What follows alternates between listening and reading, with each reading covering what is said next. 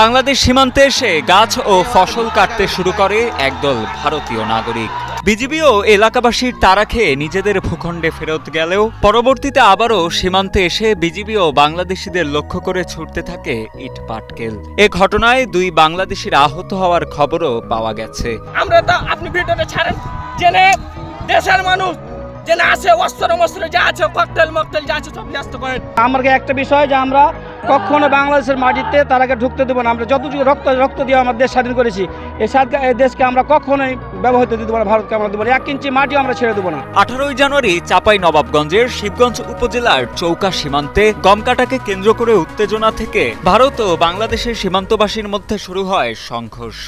কিরণগঞ্জ সীমান্ত থেকে এই উত্তেজনা ছড়িয়ে পড়ে প্রায় 3 কিলোমিটার এলাকা অর্থাৎ চৌকা সীমান্ত পর্যন্ত।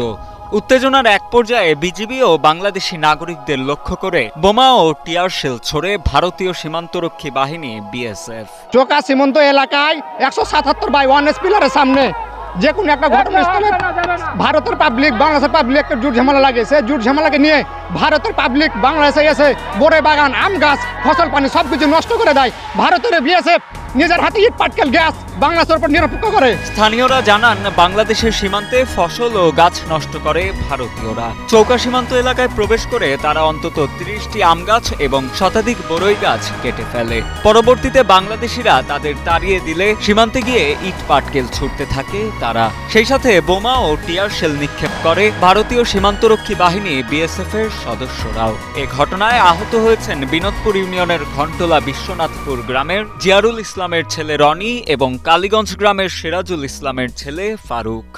বাড়িতে থাকি, আমি যখন পেঁয়াজ কাটছিলাম আমার এক চাচা বলল যে ইন্ডিয়া আর চাইনা লেগে গেছে ইন্ডিয়ার ঘি। আমি করছি তাহলে তো বাচ্চাদের আমার দেশের কাজে কিন্তু আমার যে বিএনপি আমল এটা তো কাজে লাগে। আমার দেশ যদি রক্ষা করতে হবে আমার দেশে এসে দেখছি তো ওরা কিন্তু টিএসএল বোম গুলি কিন্তু বিজেপিতে সব কিছু চালাইছে।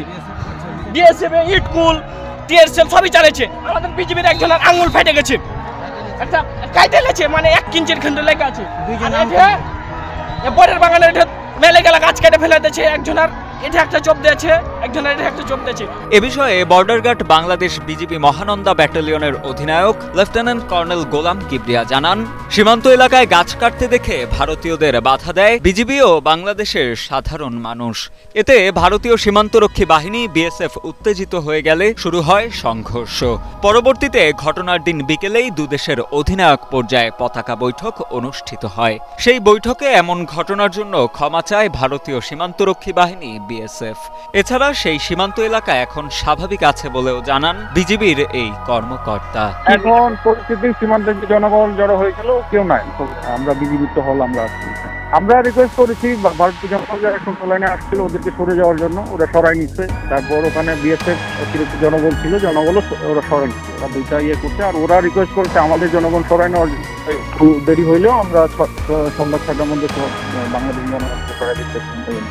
হ্যাঁ, যারা আম গাছ কাটছে ওরা এটা দুঃখ প্রকাশ করছে, ওরা এটা তদন্ত করছে যে কোন সব গ্রামবাসী কাটছে। এটা উল্লেখ্য, এর আগেও গত 5 জানুয়ারি বাংলাদেশের সীমান্তে ভারতের কাঁটাতারের বেড়া নির্মাণকে কেন্দ্র করে সীমান্তে দেখা দিয়েছিল উত্তেজনা। পরবর্তীতে 8 জানুয়ারি দুদেশের অধিনায়ক ও সেক্টর কমান্ডার পর্যায়ে পতাকা বৈঠকের পর স্বাভাবিক হয় পরিস্থিতি।